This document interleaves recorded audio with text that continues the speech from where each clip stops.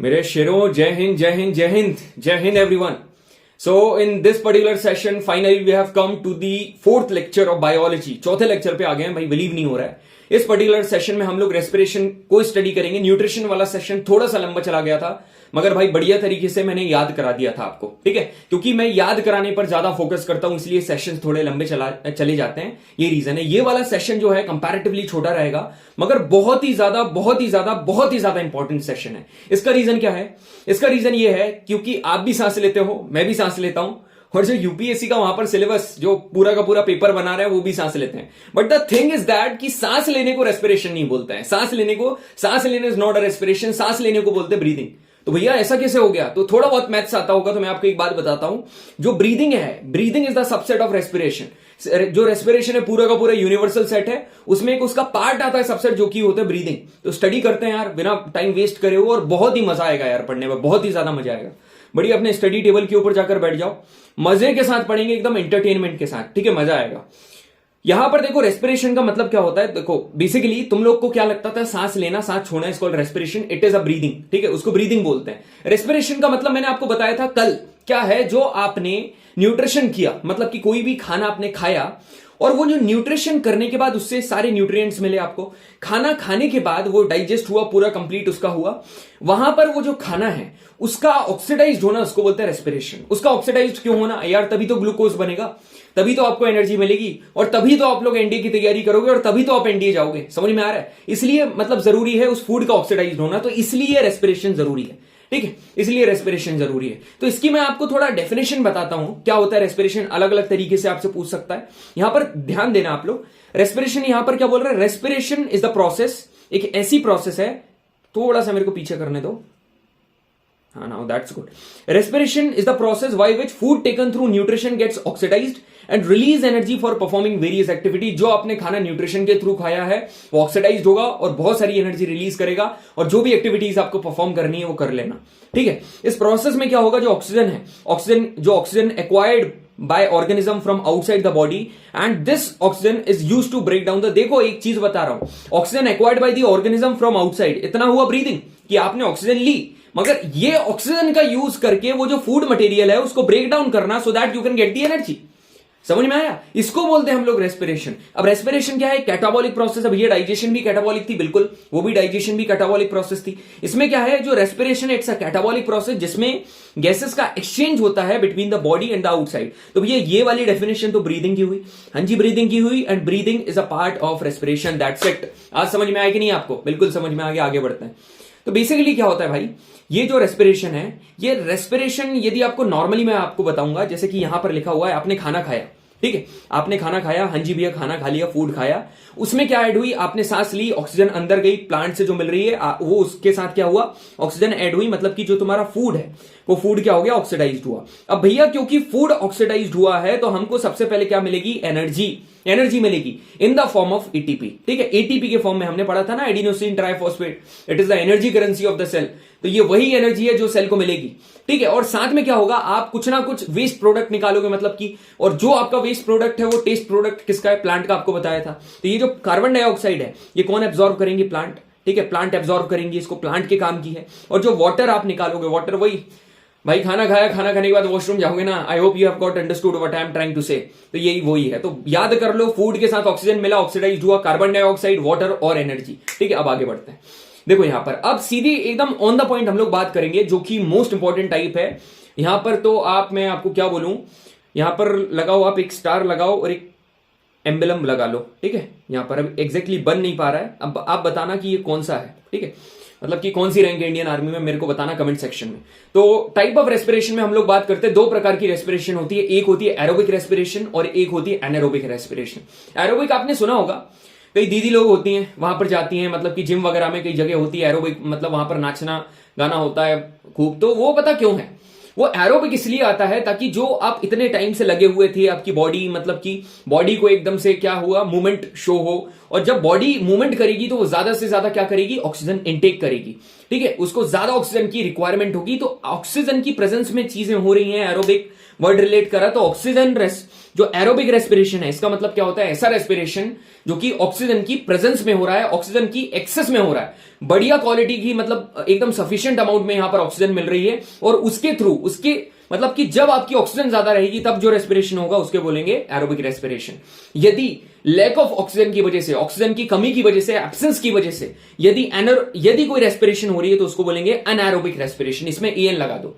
अब ये दो प्रकार से होता है, एक होता है अल्कोहलिक फर्मेंटेशन और एक होता है lactic acid fermentation. Alcoholic fermentation और लैक्टिक एसिड फर्मेंटेशन, ये जो अल्कोहलिक फर्मेंटेशन है इसका भी हम डेली लाइफ में यूज करते हैं, लैक्टिक एसिड फर्मेंटेशन ये भी डेली लाइफ में। देखो मैं आपको बताता हूं एक सीक्रेट, एनडी एग्जाम उन चीजों के ऊपर ज्यादा फोकस करता है, उन टॉपिक्स के ऊपर ज्यादा फोकस करता है जो कि डेली लाइफ में बहुत ही ज्यादा प्रोमिनेंट है। क्यों? क्योंकि एक ऑफिसर इतना मतलब कि इतना अवेयर होता है कि उसके साइड में क्या चीजें चल रही हैं उसको उसके बारे में नॉलेज होना चाहिए। तो इसलिए मैं गला फाड़ फाड़ के चीख चीख के बोलता हूं यार कि आप एस्पिरेंट हो, ऑल राइट, मगर सोचा ऐसा करो कि आपको जाना है एनडी, आपको बनना है ऑफिसर, तो आप अवेयरनेस के लिए भी पढ़ो कि आपको एटलीस्ट उन चीजों के बारे में नॉलेज तो हो जाए, and you should have that knowledge, होना चाहिए आपको नॉलेज। तो आगे बढ़ते हैं एरोबिक रेस्पिरेशन, और जिस क्वालिटी के अब भी आपको नोट्स देखने को मिलेंगे ना भाई, माशाल्लाह जहर। ठीक है, देखो नीचे एरोबिक रेस्पिरेशन क्या होता है। एरोबिक रेस्पिरेशन का मतलब क्या है? जैसे कि मैंने आपको ऊपर बताया था, एरोबिक रेस्पिरेशन का मतलब कि ऐसी रेस्पिरेशन, एक टाइप ऑफ रेस्पिरेशन जिसमें large amount of energy release होगी in the presence of oxygen या air from the break down of food substance. आपका फूड सब्सटेंस है वो ब्रेक डाउन होगा, ठीक है, और उससे यहां पर मतलब एक चीज तो मैंने ऊपर बताई थी कि ऑक्सीजन की प्रेजेंस में रेस्पिरेशन होगी, और सेकेंडली क्या है, यहां पर बहुत ही अमाउंट ऑफ एनर्जी निकलेगी। देखो एक बेसिक फंडा मैं आपको बता रहा हूं, याद रखना, ग्लूकोज है, हम मतलब फूड का ब्रेक डाउन होगा तभी तो मिलेगा। ये ग्लूकोज बन गया, ठीक है भैया, ये ग्लूकोज बन गया। ये ग्लूकोज पता काय में टूटेगा? ये ग्लूकोज टूटेगा पाइरूवेट में, ये ग्लूकोज टूटेगा पाइरूवेट में, हर केस में पाइरूवेट में टूटेगा। अब ये जो पाइरूवेट है ना, ये क्या क्या बनाएगा? ये पाइरूवेट बनाएगा, पहली बात तो ये बनाएगा एनर्जी, ठीक है भैया, एनर्जी बनाएगा। एनर्जी के बाद ये यहां पर क्या बनाएगा? हम लोग कौन सी गैस छोड़ेंगे? CO2 छोड़ेंगे, और वॉशरूम दैट मींस H2O। इतना तो तुमको समझ में आ गया होगा। अब कितनी एनर्जी निकल रही है, क्या आपको क्या प्रोडक्ट निकल रहा है, वाटर भी निकल रहा है कि नहीं, ये सारी चीजें बस यही आपको ध्यान देना है, दैट्स इट। और जो प्रोसेस है ये कहां पर हो रही है ये आपको दिमाग में रखना है, बाकी सारी चीजें क्लियर, इसके बाहर कुछ भी नहीं आएगा। जो मैं पढ़ा रहा हूं ध्यान से सुनना, ठीक है। यहां पर बहुत सारी एनर्जी निकलेगी पता है, मगर निकलेगी कितनी? यहां पर देखो ग्लूकोज है, हाँ जी भैया, ये ग्लूकोज हमको क्लियरली साफ यहां पर दिखाई दे रहा है। ये ग्लूकोज के 6 कार्बन मॉलिक्यूल्स थे, ये साइटोप्लाज्म में ये प्रोसेस हो रही है, और यहां पर ग्लूकोज पाइरूवेट में टूटा और यहां पर 3 कार्बन हो गए। तो ये जो 6 कार्बन है ये टूटकर 3 कार्बन हो गए, दैट्स इट, ठीक है भैया। अब यहां पर आगे चल के ये एनर्जी लिखना हो तो लिखना, नहीं तो मत लिखना, योर विश। यहां पर क्या हुआ? अब साइटोप्लाज्म में प्रोसेस थी, मगर ये कहां पर कंटिन्यू होगी? माइटोकॉन्ड्रिया में। अब तुमने माइटोकॉन्ड्रिया में कंटिन्यू हो रही है और यहां पर क्या दे दिया? ऑक्सीजन दे दी, तो अब बनेगा CO2 H2O, पानी तो बनेगा, पक्की बात है, मैंने आपको बताया था। कार्बन डाइऑक्साइड छोड़ेंगे और यहां पर एनर्जी बनेगी in the form of ATP, that is called adenosine triphosphate, मगर एक्सेस एनर्जी, इसका मतलब है 38 मॉलिक्यूल्स ऑफ ATP। 38 मॉलिक्यूल्स याद रखना, तुमसे पूछ सकता है, ठीक है। और यहां पर कहां ये जो प्रोसेस है कहां पर होती है? साइटोप्लाज्म में शुरू होती है और कंटिन्यू होती है माइटोकॉन्ड्रिया में, और माइटोकॉन्ड्रिया में एनर्जी बन रही है, इसलिए माइटोकॉन्ड्रिया को मैंने बोला था क्या बोलते हैं? Power house of the cell. याद आया आपको? अब यहां पर सुनना क्या लिखा हुआ है, the release of energy in aerobic is much more than the anaerobic. Anaerobic से ज्यादा। तो भैया एनारोबिक में कितनी होती है? तो एनारोबिक के बारे में स्टडी कर लें। एनारोबिक के दो टाइप मैंने बताए थे, दो टाइप बताए थे ना, तो उसमें से अपन पहले देखो एनारोबिक रेस्पिरेशन क्या होता है। एनारोबिक रेस्पिरेशन एक ऐसी रेस्पिरेशन जो कि ऑक्सीजन के एब्सेंस में होगी, ठीक है भैया, और यहां पर कम अमाउंट ऑफ एनर्जी रिलीज होगी। एक तो एब्सेंस में होगी और कम अमाउंट ऑफ एनर्जी रिलीज होगी from the breakdown of the food substance, ठीक है भैया। अब मोस्ट इंपॉर्टेंट लाइन ये है कि ये वाली प्रोसेस होती कहां पर है? ये ईस्ट में होती है, बैक्टीरिया में होती है, ह्यूमन की अरे ह्यूमन की मसल्स, ये क्या बोल रहा है भैया? ह्यूमन की मसल्स, बिल्कुल ह्यूमन से रिलेटेड आया, मतलब कि इंपॉर्टेंट है, तो आगे अपन इसके बारे में चर्चा करेंगे। आगे क्या बोल रहा है कि anaerobic respiration is termed as fermentation. याद रखो, याद रखो, याद रखो, बहुत इंपॉर्टेंट है। वो तुमसे सीधे पूछेगा which of the following respiration is called is termed as fermentation. किसको बोलते हैं फर्मेंटेशन? फर्मेंटेशन कहा जाता है एनारोबिक को, ठीक है, एनारोबिक को कहा जाता है फर्मेंटेशन। अब फर्मेंटेशन दो प्रकार के हैं, मतलब कि anaerobic respiration are of 2 type. कौन से 2 प्रकार के हैं? एक है तुम्हारा अल्कोहलिक फर्मेंटेशन और दूसरा मेरा भाई कौन सा? Lactic acid fermentation. अल्कोहलिक भैया क्या शराब बनाने के लिए यूज होगा? क्या लैक्टिक एसिड, लैक्टोबैसिलस एक बैक्टीरिया है, दही बनता है, बिल्कुल एकदम सही। यदि आपने ये वाली चीज सोची है ना, एकदम सही जा रहे हो, और ये वाली जो क्वालिटी कभी मत छोड़ना रिलेट करने की, यू आर एब्सोल्युटली करेक्ट। तो अपन देखते हैं पहले अल्कोहलिक फर्मेंटेशन। अल्कोहलिक फर्मेंटेशन में क्या होता है मेरे भाई? यहां पर ऐसी चीजें होती हैं कि यहां पर इनकम्प्लीट ब्रेकडाउन होता है। देखो ऊपर क्या हो रहा था, आप एक चीज रीड करना, यहां पर हमने क्या बोला था? यहां पर बोला था from the breakdown of the food substance. Food substance तुम्हारा ब्रेकडाउन हुआ, बिल्कुल ब्रेकडाउन हुआ भैया। अब यहां पर ब्रेकडाउन हुआ, यहां पर इनकम्प्लीट ब्रेकडाउन होगा। याद रखना यहां पर इनकम्प्लीट ब्रेकडाउन होगा, और यहां पर इनकम्प्लीट ब्रेकडाउन शुगर का ग्लूकोज बन रहा था। यहां पर देखो शुगर से, यहां पर शुगर है, शुगर का क्या बनेगा, इथेनॉल, और इथेनॉल ओएल एल्कोहल का एक ये है ना, एल्कोहल का फंक्शनल ग्रुप है। तो इथेनॉल तुम्हारा क्या बना, यहां पर इथेनॉल बनेगा। तो तुमसे क्या पूछ सकता है, एल्कोहलिक फर्मेंटेशन में क्या बनता है, इथेनॉल बनता है, लैक्टिक एसिड बनता है, या तुम्हारा H2O बनता है। तो तुम लोग क्या बोलोगे, इथेनॉल बनता है। इथेनॉल और कार्बन डाइऑक्साइड तो छोड़ोगे, और इसको बोलेंगे हम लोग एल्कोहलिक फर्मेंटेशन। ये जो प्रोसेस है मेनली कहां पर यूज होती है भाई, ये प्रोसेस होती है ईस्ट में। ईस्ट जो होता है उस वहां पर मेनली ये प्रोसेस का यूज किया जाता है, which is use to produce beer, wine, cheese. और चीज जो होता है, चीज को भी मतलब कि चीज को प्रोड्यूस करने के लिए यही प्रोसेस का यूज किया जाता है। और यहां पर एक छोटी सी प्रोसेस होती है ब्रूइंग, इसको ब्रूइंग कहा जाता है। ये ब्रूइंग वर्ड भी याद रखना, इससे रिलेट कर जाना। अब एक बात बताता हूं आपको, देखो उधर हमारा ग्लूकोज था, कॉमन सेंस है, देखो ग्लूकोज है ये तुम्हारा, ठीक है भैया, ये ग्लूकोज है, ये काय में टूटेगा, पाइरुवेट में टूटेगा। ये 6 कार्बन थे और यहां पर 3 कार्बन हो गए, ठीक है भैया। अब ये आगे क्या होगा, यहां पर एब्सेंस है, काय की एब्सेंस है तुम्हारी O2 की, O2 तुम्हारा नहीं है। अब यहां पर क्या होगा, ये कौन सी प्रोसेस है, ये प्रोसेस है तुम्हारी एल्कोहलिक फर्मेंटेशन।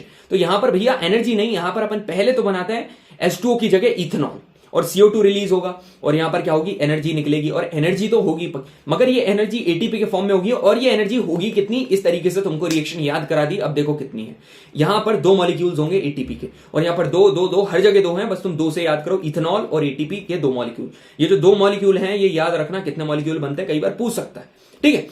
आई होप इतना समझ में आ गया होगा। इसके बाद वाले फर्मेंटेशन के ऊपर बढ़ते हैं, जिसको कहा जाता है लैक्टिक एसिड फर्मेंटेशन। इसका जिक्र एग्जाम में हुआ भी है, ठीक है, इसका जिक्र हुआ है एग्जाम में, और अच्छी तरीके से हम लोग इसको स्टडी करेंगे। देखो ये क्या है, लैक्टिक एसिड फर्मेंटेशन का मतलब यहां पर भी इनकम्प्लीट ब्रेकडाउन होगा शुगर का। कोई भी एनारोबिक हो, कोई भी फर्मेंटेशन हो, शुगर का यहां पर कैसा ब्रेकडाउन होगा, इनकम्प्लीट, पूरा कभी नहीं होगा। क्यों, क्योंकि ऑक्सीजन ही नहीं मिल पाती। जब तुम उसको प्रॉपर ऑक्सीजन दोगे तब जाके तो भाई वो ब्रेकडाउन होगा। अब तुम उसको ऑक्सीजन भी नहीं दे रहे हो तो कहां से ब्रेकडाउन हो जाएगा। तो यहां पर तुमने उसको ऑक्सीजन नहीं दी तो इनकम्प्लीट ब्रेकडाउन हुआ। यहां पर वो जो शुगर है वो लैक्टिक एसिड में टूटा, और एनर्जी हर जगह बनेगी, दोनों के दोनों एरोबिक में 2 एटीपी की एनर्जी बनेगी। मगर यहां पर उधर बन रही थी इथेनॉल, एल्कोहलिक में बन रही थी इथेनॉल, यहां बनेगा लैक्टिक एसिड, यहां बनेगा लैक्टिक एसिड। और ये जो प्रोसेस है वो प्रोसेस ईस्ट में प्रोमिनेंट थी, ये वाली योगर्ट में है, दही। कैसे, जो लैक्टोबैसिलस तुम्हारा बैक्टीरिया है ये दूध को कर्ड में चेंज कर देता है। ये घर वाली चीज आपको याद हो गई। तो मम्मी कभी भी बोलेंगी, मम्मी से बोलना, मम्मी जो आप दूध का दही बनाते हो ना, इसमें एक बैक्टीरिया होता है लैक्टोबैसिलस, इसमें लैक्टिक एसिड फर्मेंटेशन होता है, जिसकी वजह से ये दही में चेंज होता है, ठीक है। दीज बैक्टीरिया, ये जो बैक्टीरिया है ये शुगर के ऊपर फीड करते हैं और उसको लैक्टिक एसिड में तोड़ देते हैं, यही बैक्टीरिया। ग्लूकोज है, पाइरुवेट में टूटा है ना। अब यहां पर कहां पर lack of oxygen, muscle cell में ये चीज हो। अब देखो ये मसल सेल वाली कहानी मैं आपको बताता हूं, यहां पर मसल सेल क्यों लिखा। यहां पर मसल सेल देखो, कई बार क्या होता है, जो लोग वर्कआउट करते होंगे, if you are a defence aspirant then definitely you used to do workout rather than scrolling reels on the Instagram. बिल्कुल वर्कआउट करते होंगे, करना चाहिए यार, ठीक है, करना चाहिए वर्कआउट रेगुलरली। आधा घंटे का तो टाइम निकालो, सोशल मीडिया से थोड़ी देर के लिए कट ऑफ हो जाओ, आधे घंटे के लिए, और अपनी बॉडी के लिए टाइम निकालो। तो इन द सेम मैनर जब आप विगरस फिजिकल एक्सरसाइज कर लेते हो, बहुत ज्यादा एक्सरसाइज कर लेते हो, उस टाइम पर मसल्स में क्रैम्प पड़ने लगते हैं। अब वो जो मसल में क्रैम्प पड़ने लगते हैं उसका कारण क्या है, उसका कारण पता क्या है। मसल में क्रैम्प पड़ना, आपकी जो मसल है वो फटीग होना आफ्टर प्रोलॉन्ग्ड एक्सरसाइज, बहुत देर एक्सरसाइज करने के बाद, उसका कारण यह है कि वहां पर मसल में बहुत सारा लैक्टिक एसिड इकट्ठा हो जाता है, एक्यूमुलेशन ऑफ लैक्टिक एसिड इकट्ठा हो जाता है, जिसकी वजह से पता क्या होता है, वहां पर क्रैम्प बनना शुरू हो जाते हैं। और यहां पर क्या होगा, अब जहां पर वो सेल में ग्लूकोज तो होगा, बिल्कुल ग्लूकोज होगा, मगर ये जो ग्लूकोज है, क्योंकि उसको प्रॉपर ऑक्सीजन नहीं मिलता है, ये जो ग्लूकोज है ये क्या हो जाता है, ये लैक्टिक एसिड में चेंज हो जाता है। तो अब तुमसे वो पता क्या पूछेगा, what will be, which of the following would be the product when you are doing the prolonged exercise. जब तुमने खूब सारी एक्सरसाइज करी, तुम्हारा प्रोडक्ट क्या होगा, इथेनॉल होगा, लैक्टिक एसिड होगा, या H2O होगा, तुम्हारा क्या होगा, लैक्टिक एसिड होगा। ठीक है, समझ में आया। और 2 मॉलिक्यूल्स ऑफ एटीपी, सारी चीजें समझ में आ गई भैया। एक बार तीनों को रिलेट करा दो, मजा ही आ जाएगा, मतलब कि एकदम सोने पर सुहागा वाली बात हो जाएगी। थोड़ा सा रिलेट करा दो, ये देखो तीनों चीजें, ठीक है। वो ग्लूकोज है, 3 में टूटा, पाइरुवेट, इतनी चीजें सभी में कॉमन है, ठीक है। एनर्जी, अब यदि आप एकदम प्रेजेंस ऑफ ऑक्सीजन में करोगे तो ये यहां पर आपको CO2 मिलेगा, वाटर मिलेगा, एनर्जी मिलेगी कितनी, 38 मॉलिक्यूल्स ऑफ एटीपी, ठीक है भैया। यदि आपने lack of oxygen muscle cell में करोगे तो जब अब भी ऊपर पड़ा, यहां पर क्या बनेगा, लैक्टिक एसिड बनेगा। यदि ऑक्सीजन के एब्सेंस में करोगे, मगर ईस्ट में यही प्रोसेस हो रही है, तो यहां पर इथेनॉल, देखो यदि ईस्ट में होगी तो क्या बनाएगा, ये बनाएगा इथेनॉल, ठीक है, इथेनॉल बनाएगा। यदि ये मसल सेल में होगी, मसल्स में होगी, तो ये क्या बनाएगा, ये बनाएगा लैक्टिक एसिड। That's it. इसके बाहर पूछ कर देख ले, बिल्कुल भी नहीं पूछेगा भाई, यही पूछेगा आपसे एग्जाम में। ठीक है, अब आगे बढ़ते हैं। एनाएरोबिक, एरोबिक, यहां पर एयर की प्रेजेंस में होगा, यहां पर एयर की प्रेजेंस नहीं होगी। ये जो प्रोसेस है 2 स्टेप में होगी, एक तो साइटोप्लाज्म में और माइटोकॉन्ड्रिया में। ये कंप्लीट प्रोसेस जो है ये सिर्फ साइटोप्लाज्म में होकर रुक जाएगी। यहां पर aerobic respiration glucose completely oxidised होता है CO2 और H2O में। एनाएरोबिक में कंप्लीटली नहीं होता है। यहां पर क्या होता है, फर्मेंटेशन के केस में इनकम्प्लीटली ऑक्सीडेशन होता है, काय में, एसिड, अल्कोहल और CO2 में। ठीक है, एरोबिक में बहुत सारी एनर्जी तुमको मिलेगी, मगर यहां पर कम एनर्जी मिलेगी। ये मैन में, हायर प्लांट्स में, ये ईस्ट और लैक्टोबैसिलस में। That's it. ठीक है, इतनी चीजें आपके दिमाग में बैठ गई हैं। अब आगे बढ़े। ठीक है भैया, आगे बढ़ो। ब्रीदिंग और रेस्पिरेशन, इस पे अपनी स्टार्टिंग में कहानी अटकी थी। ठीक है, तो जो यूपीएससी का पेपर बना रहा है वो रेस्पिरेशन नहीं कर रहा है। ठीक है, वो पहले सांस ले रहा है, और आप भी सांस ले रहे हो, मैं भी सांस ले रहा हूं, मान रहे हैं वो भी रेस्पिरेशन कर रहा है, मगर पहली बात तो ब्रीदिंग की करेंगे ना। ब्रीदिंग क्या होता है एकदम, इसके आगे वाला तो यार इतनी चीजें दिमाग में बैठाइए ना, कंटिन्यू रखो एकदम सारी चीजें यहां टिप पर एकदम क्लिक करोगे। लोग बोलते हैं कि 1 मिनट में एक क्वेश्चन करना चाहिए जीएटी का, तुम 10 सेकंड में करोगे बायो का। 10 सेकंड भी नहीं, 5 सेकंड में करोगे, 5 सेकंड में कर दोगे तुम सवाल। देखते हैं ब्रीदिंग। देखो ब्रीदिंग, देखो ये जो रेस्पिरेशन है हर समय होगी, रेस्पिरेशन हर समय होगी, और ये वाली भी, मतलब रेस्पिरेशन भी हर समय होगी और ब्रीदिंग भी हर समय होगी। रेस्पिरेशन, देखो रेस्पिरेशन कहां पर होगी, जहां पर तुम्हारा फूड की जरूरत होगी। फूड की जरूरत कहां पर है, फूड की जरूरत भाई सेल में है, तो ये हर सेल में होती है रेस्पिरेशन, क्योंकि ऑक्सीडाइज्ड करना पड़ता है। ब्रीदिंग कहां पर होगी, हमारी लंग्स में होगी, बस फेफड़ों में होती है और कहीं नहीं होती। रेस्पिरेशन का मतलब क्या है, ये जो प्रोसेस है ये क्या करती है, फूड को ब्रेक डाउन करती है एनर्जी रिलीज करने के लिए। ये जो ब्रीदिंग है यहां पर क्या है, एक गैसेस एक्सचेंज की प्रोसेस है, बस एनवायरमेंट और बॉडी के बीच में गैस एक्सचेंज हो रही है, बस और कुछ नहीं हो रहा है, बस यही कहानी हो रही है। ये जो रेस्पिरेशन है ये ऑक्सीजन का यूज करते हैं कहां।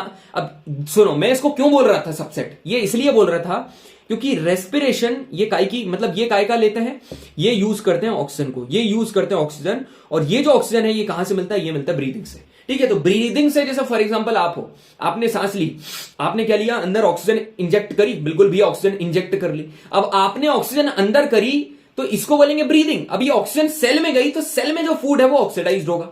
तो ये जो ब्रीदिंग ने जो यहां पर ऑक्सीजन ली, इसकी वजह से कहा, इस ऑक्सीजन की वजह से रेस्पिरेशन हुआ। That's it. ठीक है, यहां पर ये जो रेस्पिरेशन है ये क्या प्रोड्यूस करेगा, कार्बन डाइऑक्साइड। ब्रीदिंग यहां क्या करेगा, ये रिमूव करेगा carbon dioxide. It produces carbon dioxide और ये रिमूव करता है, प्रोड्यूस ड्यूरिंग रेस्पिरेशन। ठीक है, तो रेस्पिरेशन के द्वारा, अब मैंने जो बताया था ना, रेस्पिरेशन के टाइम पर CO2 रिलीज करोगे आप, 3 प्रोडक्ट बन रहे थे, वाटर, CO2 और एनर्जी। तो जो CO2 है उसका बाहर निकलना, ब्रीदिंग। ऑक्सीजन का अंदर लेना, ब्रीदिंग। दैट्स इट, खत्म। आगे बढ़ते हैं। ठीक है, अब देखो आगे बढ़े शांति से थोड़ा। भैया, what is the secret of your energy? I am a defence educator, this is the secret of my energy. ठीक है, and you are a defence aspirant, this should be the secret of your energy. That's it. भाई कोई यदि तुमसे पूछे ना, what are you preparing for, you should feel proud and you should say, sir, I am preparing for the exam which is called NDA, National Defense Academy, which is being conducted by UPSC. इतना ही बोल दोगे ना, NDA की तैयारी करना itself a motivation। NDA की तैयारी करना खुद में मोटिवेशन है भाई, इसको कोई मोटिवेशन की जरूरत नहीं है एज सच। यहां पर क्या है देखो, exchange of gases in plant में क्या सुनना, दिन के टाइम पर क्या, एकदम साफ भाषा में मैं आपको बता दे रहा हूं, दिन के टाइम पर क्या होगा, दिन के टाइम पर जो प्लांट है वो क्या लेगा, CO2 लेगा और ऑक्सीजन छोड़ेगा। ये जो ऑक्सीजन है ये छोड़ेगा और ये जो कार्बन डाइऑक्साइड है ये लेगा। ठीक है, रात के टाइम पर पता क्या करेगा, रात के टाइम पर ऑक्सीजन लेगा और कार्बन डाइऑक्साइड देगा। जनरली क्या होता है, क्या कहा जाता था कि रात में पेड़ के पास नहीं जाना चाहिए, भूत रहते हैं। भाई इंडियन आर्मी में तो वही भूत पैरा एसएफ के नाम से जाने जाते हैं। ठीक है, वही जो मतलब पैरा एसएफ के एस्पिरेंट हो गए, एकदम गूज बम हो गए होंगे, सर ये क्या बोल दिया आपने, हमारी मुंह की बात छीन ली। वही बात है भाई, यहां पर क्या है, रात को क्या होता है, ऐसा कहते हैं ना बुजुर्ग कि यहां पर नहीं जाना चाहिए। यहां पर इसलिए नहीं जाना चाहिए रात में, क्योंकि रात के टाइम पर, नाइट के टाइम पर, ये जितने भी ट्रीज होते हैं ये पता क्या रिलीज करते हैं, ये रिलीज करते हैं CO2, ये रिलीज करते हैं। अब ये CO2 हार्मफुल होगी, अब हार्मफुल उस पॉइंट ऑफ टाइम पर O2 नहीं होगी, आप CO2 इंजेक्ट कर लोगे, वो तो वेस्ट प्रोडक्ट है ना, तो आपकी हेल्थ के लिए काफी हार्मफुल है। ठीक है, अब यहां पर ये जो गैसेस का एक्सचेंज होता है, ये जो ब्रीदिंग टाइप की प्रोसेस होती है, ये रेस्पिरेशन वाली प्रोसेस होती है, यहां पर रूट में तो मैंने तुमको बताया था कैसे होगा, डिफ्यूजन की मदद से होगा। रूट में जितना भी तुम्हारा ऑक्सीजन होगा वो ऊपर चला जाएगा, इसको बोलेंगे डिफ्यूजन। मतलब कि movement of the gases from higher concentration to the lower concentration.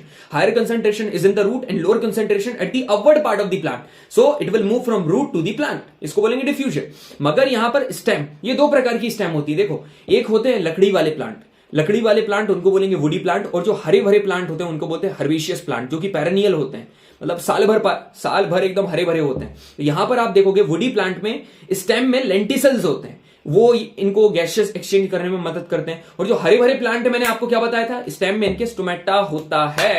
बस समझ में आया। तो वुडी प्लांट में लेंटिसल्स और हर्बेशियस प्लांट में स्टोमेटा, दैट्स इट। आगे बढ़े, बिल्कुल भी आगे बढ़ो। अब ये देखो, एनिमल में गैसेस का एक्सचेंज हमारे पास क्या है, सभी को पता है।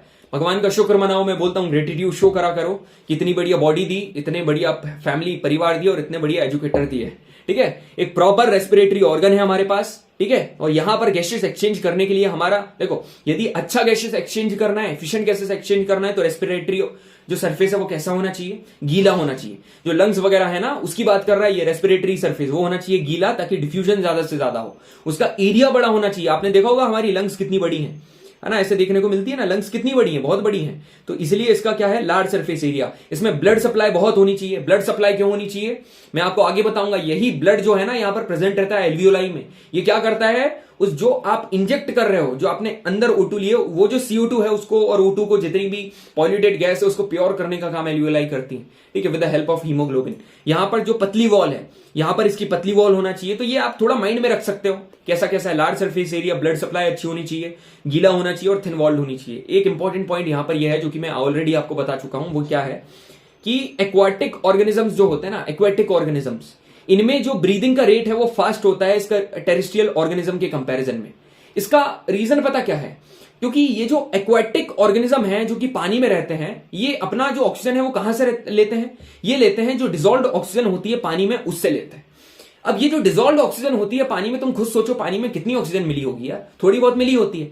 अब ये इसी के थ्रू अपनी गिल्स से क्या करते हैं, खटाखट खटाखट खटाखट एकदम ब्रीदिंग करते हैं, इसलिए कहा जाता है इनकी ब्रीदिंग का रेट क्या है, फास्ट है, ठीक। अब बढ़ते हैं टेरेस्ट्रियल ऑर्गन। इनका क्या है भाई, इनकी जो ऑक्सीजन है is absorbed by different organ in different organisms. अलग अलग ऑर्गन के थ्रू अलग अलग ऑर्गेनिजम्स में वेरी करती हैं, ऐसे इनकी कहानी है। अब कौन कौन से ऑर्गन है, हमारे में है लंग्स, लंग्स के थ्रू। अब देखते हैं लंग्स किस किस के पास है भाई। ये देखो, ये अमीबा ऊपर स्टडी करा था, ये सेल मेम्ब्रेन से सांस ले रहा है, वाह बहुत बढ़िया, मतलब कि सेल मेम्ब्रेन से ब्रीदिंग कर रहा है। अर्थवर्म, केचुआ और लीच, ये इनकी जो नमी वाली स्किन होती है उससे करते हैं। मछली, प्रॉन, मुसल्स, इनका तो ये जितने भी एक्वाटिक हैं गिल्स, इसका तो याद करने की जरूरत ही नहीं है। केचुआ का मैंने याद करा दिया, केचुआ छी, ठीक है। जो तुम्हारा फ्रॉग है, फ्रॉग क्या है, जो मेंढक है, मेंढक के पास लंग्स होती है, ठीक है, और उसकी मॉइस्ट स्किन भी है, मॉइस्ट स्किन और लंग्स दोनों से करता है।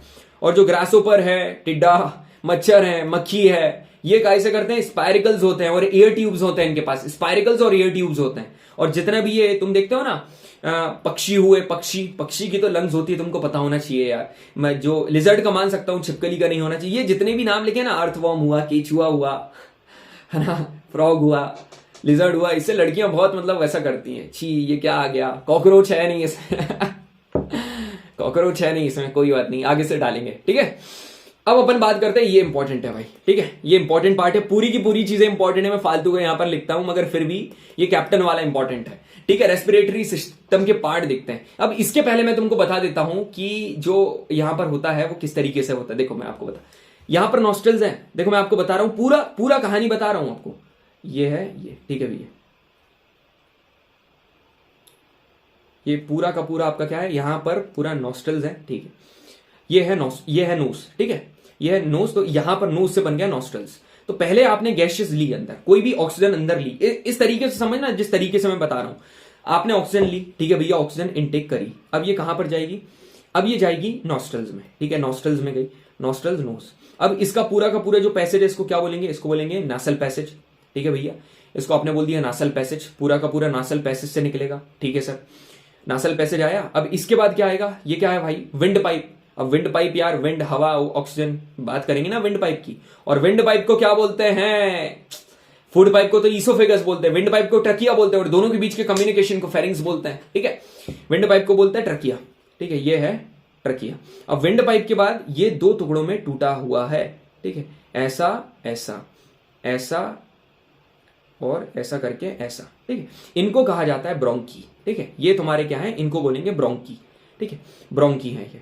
अब ये जो ब्रोंकी है इनके ऊपर बनी हुई है लंग्स, ठीक है, हाँ जी भैया बिल्कुल, आंख बंद करके आप लंग्स बनाओ, एक ये बन गई और एक ये बन गई, ठीक है भैया, ये लंग्स है। अब ये जो तुमको दिख रहा है ना, ये फर्दर डिवाइडेड है, ऐसे ऐसे करके, ये ऐसे ऐसे करके, ये ऐसे करके, ये ऐसे करके, ये ऐसे करके। अब ब्रोंकी डिवाइड होकर पता क्या बनाते हैं, यहां पर ब्रोंकी डिवाइड होकर बनाते हैं ब्रोंक्यूल्स, ये बनाते हैं ब्रोंक्यूल्स, ठीक है भैया, ब्रोंक्यूल्स है। अब इन ब्रोंक्यूल्स के एंडिंग में एक बहुत ही काम की चीज है जिसको कहा जाता है एल्वियोलाई। इसमें होता है ब्लड, है ना, एल्वियोलाई, हीमोग्लोबिन, ये है एल्वियोलाई। तो भैया पूरी कहानी बता दो, कहां से कहां तक चीजें गई, ये देखो आप, कहां से कहां तक चीजें गई, ये देखो, ये पूरा का पूरा पहले कहां गया, नासल कैविटी, है ना, मैं नंबर लिखते जा रहा हूं, यहां पर गौर फरमाइएगा, ये नासल कैविटी है, ठीक है सर। उसके बाद कहां गया, लैरिंग्स नहीं, लैरिंग्स तो वॉइस बॉक्स है, ट्रकिया, नासल कैविटी, उसके बाद ये ट्रकिया के बाद कहां पर गया, ये ब्रोंकी, उसके बाद ब्रोंक्यूल्स, चौथा ब्रोंक्यूल्स के बाद कहां पर जाएगा, पांचवा एल्वियोलाई, दैट्स इट, ठीक है, इसको एल्वियोलाई, पूरी की पूरी चीजें मैंने आपको बता दी। अब भैया मैंने तुमको ये चीज पहले क्यों नहीं बता, पहले मतलब कि आप सोच रहे होगे भैया इनका मतलब आपने क्यों नहीं बताया, इनका मतलब मैंने इसलिए नहीं बताया क्योंकि इनका मतलब यदि मैं आपको बताने जाता तो आप कंफ्यूज हो जाते, इसलिए मैंने आपको नहीं बताया। मगर अब मैं इसका मतलब बताऊंगा और आप सबको ये चीज क्लियर होगी। भैया ऐसा क्यों, आपको क्लियर होगी। ये देखो, ये रिब केस है, ये रिब जो है ना, ये क्या करती है, लंग्स को प्रोटेक्ट करती है, ठीक है, ये क्या करती है, लंग्स को प्रोटेक्ट करने का काम करती है, इसलिए प्रोटेक्शन के लिए होती है, और नीचे डायफ्राम होता है, ठीक है। अब आगे देखो, मैं तुमको एक चीज, बढ़िया सी चीज बताऊंगा, वो है ये, घबराना नहीं मेरे भाई, नोज क्या देखो, हर चीज का रीजन तुमको पता है, यहां पर क्या लिखा हुआ, सारी चीजें तुमको पता है, बोलो एक बार हाँ भैया पता है। ये नॉस्टल्स है, ईयर यहां पर ली गई बॉडी में थ्रू नॉस्टल्स, ठीक है, it is lined by fine hair. अब नॉस्टल्स में हेयर्स एंड म्यूकस दोनों हैं जो कि क्या करेंगे, एयर को फिल्टर करेंगे जो कि हमारे नोज में से घुस रही है, ठीक है, हेयर्स एंड म्यूकस दोनों है नॉस्टल्स में, ठीक है, ये तो पता है। उसके बाद नासल पैसेज आता है, मतलब कि देखो इसमें कहानी बस क्या बोलेगा, ये नॉस्टल्स है तो नॉस्टल्स के बाद जो भी चीज आएगी ना, क्या बोल देगा, nostrils lead to nasal passage. जैसे ईसोफेगस के बाद स्टमक आता है ना, तो मैंने पूछा व्हाट इज स्टमक, क्या बोल देगा, oesophagus leads to stomach, that, ठीक है। मान रहा हूं कि वो जे शेप्ड पूरा का पूरा स्टोरेज होता है, मगर यहां देखो, air entering through nostrils lead to nasal passage, ये एयर कंडीशनिंग के लिए रिस्पॉन्सिबल होता है। फेरिंग्स क्या है, ये दोनों के बीच का एक कम्युनिकेशन है, मैंने आपको बताया था, और ये लैरिंग्स में जाके ओपन होता है। लैरिंग्स क्या है, तुम्हारा साउंड बॉक्स, इसका उससे कोई लेना देना नहीं है, ये तो बस ऐसा ही दिया है, ठीक है, काटो इनको, सीधा आप ट्रकिया के ऊपर आओ। ट्रकिया क्या करता है, ये एयर को कहां पास करेगा, फेरिंग से कहां पास करेगा, ट्रकिया में जाती है एयर। ये इनकम्प्लीट रिंग ऑफ कार्टिलेज है जो कि ट्रकिया को ओपन रखती है, allowing the passage of air to lungs and also prevent it collapsing when there is no air in it। सुनो, इसमें पूरा ट्रकिया तो तुमको समझ में आ गया। एक चीज इसमें नीले से अंडरलाइन कर दे रहा हूं, क्या इंपॉर्टेंट है। पहली तो है ट्रकिया को विंड पाइप कहा जाता है, दूसरी क्या है, it also prevent its from collapsing when there is no air in it. देखो ट्रकिया पता क्या करता है, ताकि दोनों के दोनों पैसेज, जो दोनों की दोनों लंग्स हैं, वो टकराए ना, जब उसमें से एयर पास नहीं हो रही है, इसको प्रोटेक्ट कौन करता है, तुम्हारा ट्रकिया। बस ये दो पॉइंट है, बस इतना याद। ब्रोंकी क्या है, ये जो ट्रकिया है, ये ऐसा मैंने बताया था ना, दो पार्ट में डिवाइडेड है, और फिर इनके ऊपर ये पूरी लंग्स, इनको बोलते हैं ब्रोंकी, ठीक है, ट्रकिया डिवाइड होकर, बस इतना ही याद रखो। ब्रोंक्यूल्स क्या है, ब्रोंकी डिवाइड होकर ब्रोंक्यूल्स बनाते, बस इतना ही, ज्यादा याद करने की जरूरत ही नहीं है मेरे भाई, जो बता रहा हूं वो याद रखो। एल्वियोलाई याद रखो, एल्वियोलाई याद रखो। एल्वियोलाई क्या चीज है, एल्वियोलाई बलून लाइक स्ट्रक्चर, ऐसे गोल गोल मैंने बताया था, ये क्या है, ये है एल्वियोलाई। इस एल्वियोलाई में पता क्या होती है, इस एल्वियोलाई में large number of alveoli increase the surface area for the exchange of gases. Gases exchange कौन करते हैं, गैसेस एक्सचेंज करने का काम, गैसेस एक्सचेंज करने का काम कौन करते हैं, ये करते हैं एल्वियोलाई, है ना। और ये पूरा का पूरा इतना, ये छोड़ो, एरिया भी मत करो, बस इतना। रिब, अब जो रिब्स मैंने पढ़ाई थी ना, जो प्रोटेक्शन देती हैं, ये कितना, इसके 12 पेयर हैं, 12 पेयर हैं हड्डियों के, मतलब 12 पेयर मतलब 24 bones, 12 pair of bones that form a cage, एक केज लाइक स्ट्रक्चर बनाते हैं जाल जैसा थोराइक रीजन में। और यहां पर लंग्स, ये सब प्रोटेक्शन लंग्स को नहीं देता है, लंग्स और हार्ट दोनों को देता है, ताकि दोनों के दोनों सेफली उसमें रख सके, ठीक है। इतनी पूरी चीज आपके दिमाग में घुस गई। वापस से देखो, नॉस्टल्स से नासल पैसेज, नासल पैसेज से ट्रकिया, ट्रकिया से तुम्हारा ब्रोंकी, ब्रोंकी से ब्रोंक्यूल्स, और ब्रोंक्यूल्स से एल्वियोलाई। एक फाइनल टिप मैं आपको दूं, फाइनल टिप यहां पर लिख दे रहा हूं, फाइनल टिप आपके लिए, ठीक है। रेस्पिरेटरी पिगमेंट जो होता है यहां पर, रेस्पिरेटरी पिगमेंट, रेस्पिरेटरी पिगमेंट किसको कहा जाता है, रेस्पिरेटरी पिगमेंट इसको कहा जाता है, ये पता किसको कहा जाता है, ये कहा जाता है हीमोग्लोबिन। भैया ये कहां से लेकर आ गए, हीमोग्लोबिन पता कहां पर है, मैंने आपको क्या बताया था, एल्वियोलाई में। इसमें जब ऑक्सीजन ऐड होगी, है ना, इसमें है हीमो, है ना। इस ऑक्सीजन में हीमोग्लोबिन में ऑक्सीजन ऐड होती है तो ये क्या बना लेता है, oxy haemoglobin, that's it, respiration खत्म। ठीक है, समझ में आया। मेरा बस चलता ना तो मैं चिल्लाने लगता how's the josh, but you are not there, कोई बात नहीं। ठीक है, आगे बढ़ते हैं। यहाँ बस खत्म हो गया पूरा का पूरा। यहाँ पर कुछ चीजें लिखी हुई हैं मैंने आपके लिए, और ये आपके पास होना बहुत ही ज्यादा जरूरी है। क्या चीजें हैं भैया ये? Insane, maniac, madness, lunacy, freak. इन तीनों का मतलब पता क्या होता है? इन तीनों का मतलब होता है पागलपन, है ना। इन तीनों का मतलब होता है पागलपन, द वर्निंग डिजायर। ठीक है, अपने अंदर आग। इस एकेडमी में जाने की, ये बनने के लिए, ये जो यूनिफॉर्म इन लोगों ने पहनी है ना, इसको पाने के लिए यू शुड हैव दैट पागलपन। आग होना चाहिए भाई। किसी भी हद तक जाएंगे, किसी भी हद तक जाएंगे, आज नहीं कल, मतलब आज ही जो करना है आज ही करना है। ठीक है, पूरे के पूरे एफर्ट आज डालना है, कल का वेट नहीं करना है। Finally definitely if you will have that insanity, if you will have that maniac, madness, lunacy, freak, definitely you will go to national defence academy भाई, सही में जाओगे। ठीक है, so thank you very much for attending this session. Thank you, तुमको मेरे को बोलना चाहिए। ठीक है, उम्मीद करता हूं तुम लोग कंटिन्यू रेगुलर लेक्चर्स लगाओगे। बढ़िया मजा आया तुमको पढ़ाने में। उम्मीद करता हूं तुमको भी मेरे से पढ़ने में बहुत आनंद आ रहा होगा। Thank you very much.